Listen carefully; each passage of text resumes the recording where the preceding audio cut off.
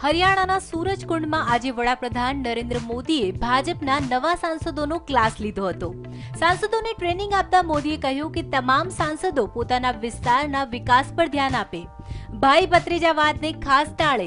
તમામ ભાજપના સાંસદો સંસદ સત્રમાં વધુ સમય આપે। સાથે જ મોદીએ તમામ સાંસદોને કહ્યું કે તેઓ ટ્રેનિંગને લગતા સમાચાર લીક ન થાય તેની ચોકસાઈ રાખે તથા ટ્રાન્સફર પોસ્ટિંગની ભલામણીથી દૂર રહે। સંસદીય આચરણનું પાલન કરે, મુદ્દા પર વાત કરે, ન કે કોઈ વ્યક્તિગત ટીકા કરે તો સંસદમાં ખોટી રજૂઆત ન કરે તેવા પણ સૂચનો કર્યા હતા। આ સાથે જ નરેન્દ્ર મોદીએ તમામ સાંસદોને 6 મહિનાનો રોડમેપ તૈયાર કરવા જણાવ્યું હતું અને જોશ સાથે કામ કરવાની હાકલ કરી હતી। મોદીએ સાંસદોને કહ્યું કે જેવું લોકસભા ચૂંટણીમાં પ્રદર્શન બતાવ્યું હતું તેવું જ કાર્ય હવે વિધાનસભા ચૂંટણીમાં પણ કરી બતાવવાનું છે।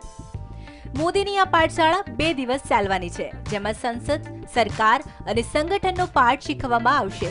આ પાઠશાળામાં મોદી ઉપરાંત ભાજપના વરિષ્ઠ નેતાઓ પણ પોતાના અનુભવથી સાંસદોને શીખ આપશે।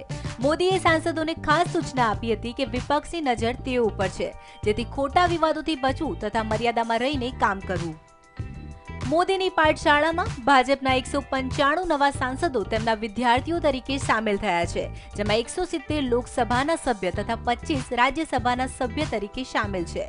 Bureau report, news online, Ahmedabad.